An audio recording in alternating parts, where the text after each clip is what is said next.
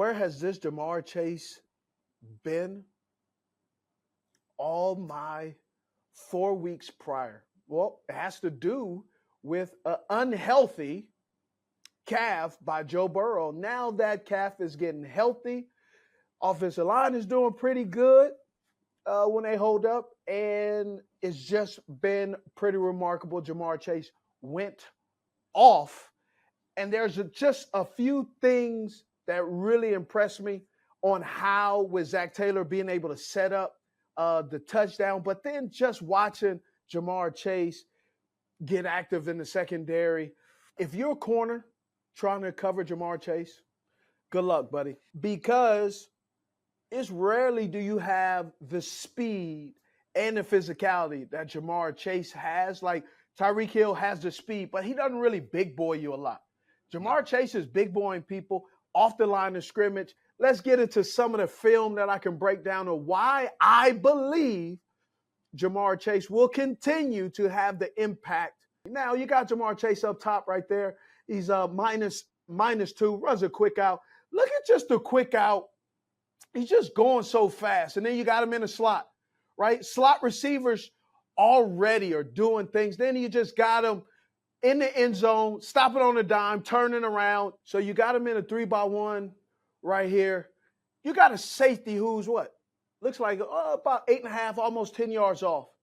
It is no way he's going to cover this guy. And then you got the corner looking at looking at Tyler Boyd, who's already losing. Look at the corner. Look at the safety. Has no idea. Listen, when you see that right hand go up, that is when the corner safety defender is trying to land the airplane. Guess what? He's not an airplane, but yet he's trying to get it. And then he almost runs into the corner.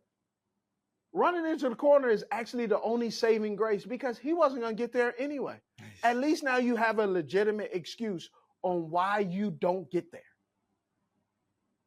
Jamar Chase, his ability to get in and out of routes, obviously when Joe Burrow is protected and he's delivering the football. Even if he's not protected on this one, he's open in a second and a half. Why would you ever put a safety on Jamar Chase? Like safety over the top with a corner, I understand, but just safety on Chase feels like such a mismatch. It is a mismatch, and there's nothing you can really do about it. Now, hold on. This is the part, this play right here really sets up something else because you have him outside. He's going to run the quick out.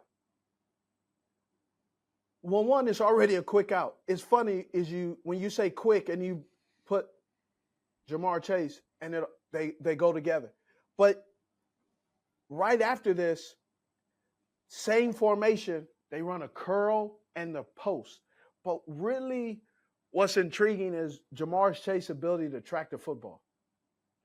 Most guys track the football and they're running like this. Jamar Chase is running still in stride and being able to maneuver and keep his balance is pretty good. Runs the quick out. Go ahead and play it. Runs this quick out. Look, just smooth. He doesn't really give any tells that what he's doing. Now, this is what I'm talking about. So the corner is off.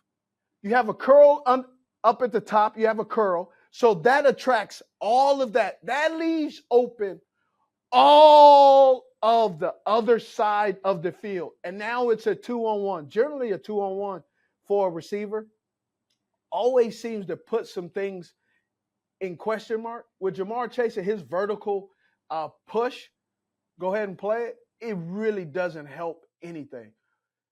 So he's gonna run a quick out and setting it up. I think this is the touchdown now.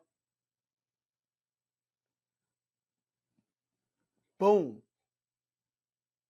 What is pretty cool about this play that most people don't even notice, Joe Burrow can throw this football near the 40 on the other side of the hash. But where he throws it isn't for Lamar Chase to get cut off by the safety. he understands what kind of player Jamar Chase is. So he throws it to where Jamar Chase can run and outrun the defender. And the defender gets out of position as well because he assumes what we all think. He's going to throw it to the front pylon. He throws it back to the middle of the field. Go ahead and run it. And watch how the corner loses leverage because he thinks the same thing. Right. And it's not even close, bro. On that play specifically, there's never a defender within like 10 yards. So even the freeze frame we just had, there's 3 defenders technically near him. It's a 10-yard, like that's as wide open gets. Like right there, there's nobody that can make a play on him at this point, unless, like you said, if he throws it to the boundary. So what is the right way to even attack him if you're a defense? I understand he has game-changing speed, but this kind of cushion can't be the idea. Well, here's the problem that I got. That you got a linebacker, they're running like an invert, where the middle linebacker is kind of running a 2 Kathy, who doesn't have a chance to – he has 0 chance. No. Right? You already traded your speed linebacker with Simmons. So now you believe that he is 1, 2, 3, 4, 5. He is 6 yards away. Look how fast the 6 yards turned into 16 yards, 26 yards. Look how quickly.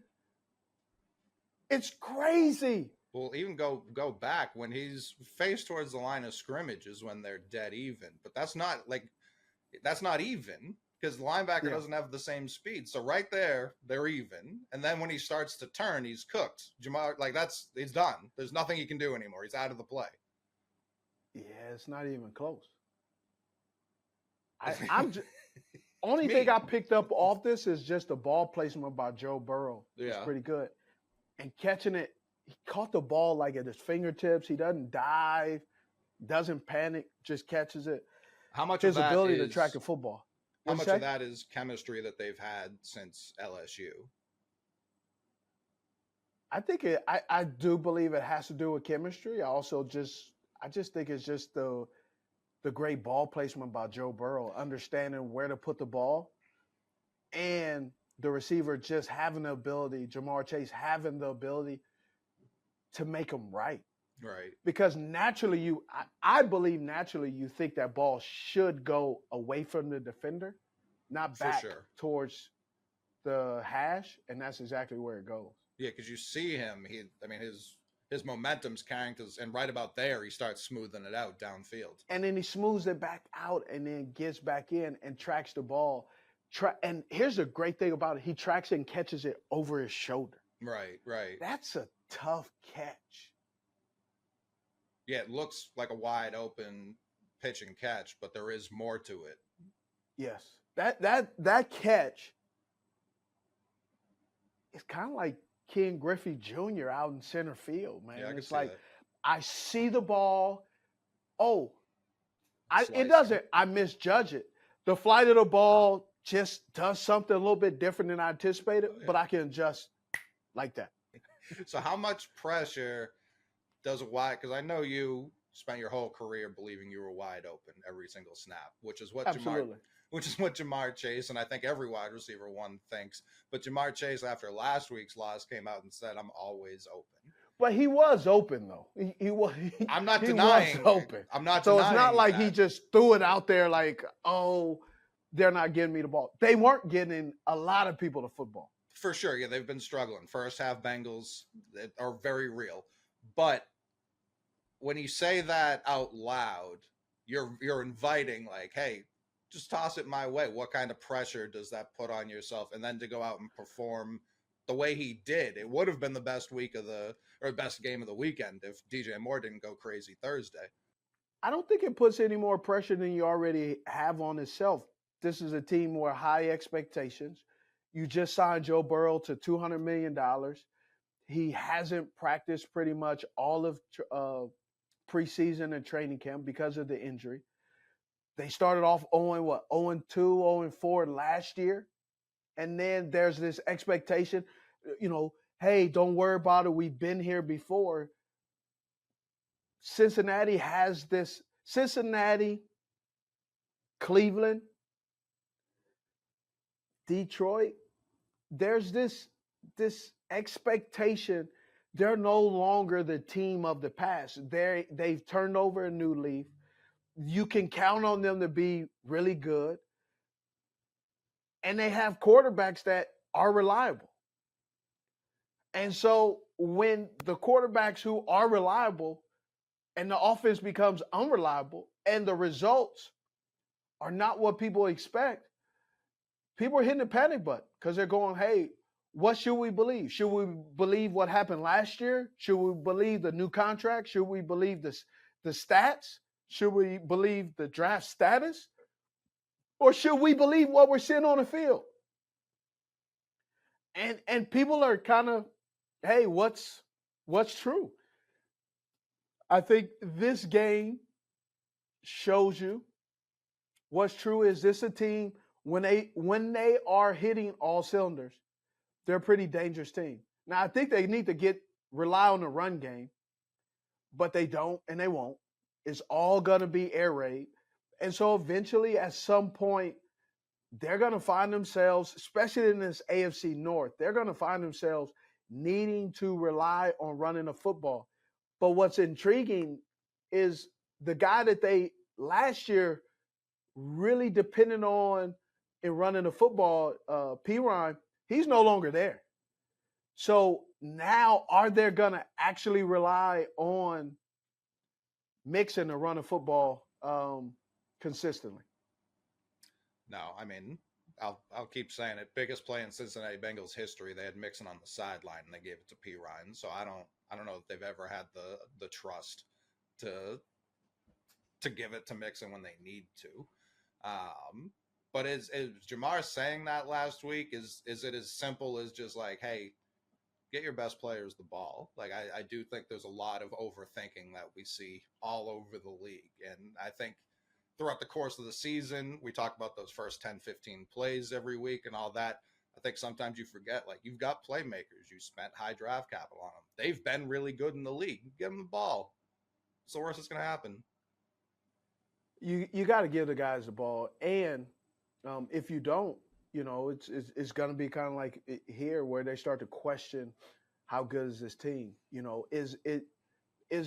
Have you used the right picks? Are you utilizing all the guys you have? And then it'll eventually be, is Zach Taylor the guy that can take you to the promised land? Right. Yeah, so jobs are at stake every Sunday. And today's... Let me tell you, you talk about jobs at stake. How about the Pittsburgh Steelers with George Pickens?